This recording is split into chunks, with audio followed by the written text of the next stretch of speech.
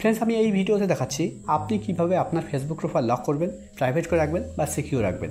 Friends, আপনি যদি আপনার ফেসবুক প্রোফাইল লক করতে চাইছেন, প্রাইভেট করে রাখতে চাইছেন বা সিকিউর রাখতে চাইছেন, তাহলে ভিডিওটি প্রথম থেকে শেষ পর্যন্ত দেখুন। কেননা এই ভিডিওতে একদম সহজভাবে দেখানো হয়েছে আপনি কিভাবে আপনার ফেসবুক প্রোফাইল লক করবেন, প্রাইভেট করে রাখবেন বা সিকিউর রাখবেন। তো ফেসবুক প্রোফাইল লক করার জন্য বা প্রাইভেট করে রাখার জন্য বা সিকিউর রাখার জন্য আপনাকে ফেসবুকে আসতে হবে।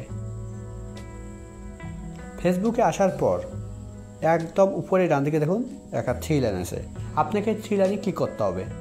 আপনার এখানে প্রোফাইল লোগো থাকতে পারে, যদি আপনার এখানে প্রোফাইল লোগো থাকে তাহলে আপনি প্রোফাইল লোগোতে ক্লিক করবেন। এবার এখানে আপনাকে স্ক্রল ডাউন করে নিচে আসতে হবে।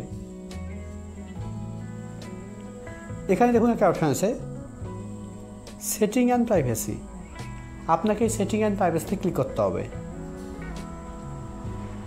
সেটিং অ্যান্ড প্রাইভেসিতে ক্লিক করার পর সেটিং অ্যান্ড প্রাইভেসির নিচে একটা অপশন আছে সেটিং, এবার আপনাকে সেটিংয়ে ক্লিক করতে হবে।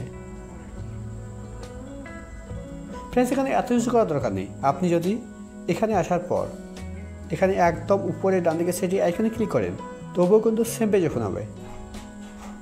দেখুন সেম পেজ ওপেন হয়েছে।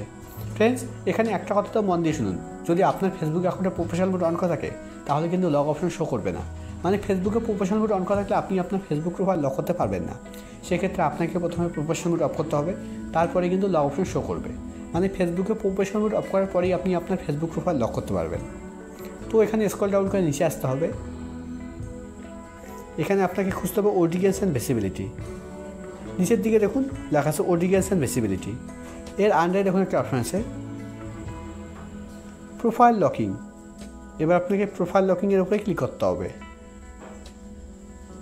প্রোফাইল লকিংয়ের উপরে ক্লিক করার পর এবার একদম নিচে লক ইউর প্রোফাইলের উপরে ক্লিক করতে হবে। এবার একদম নিচে ওকে।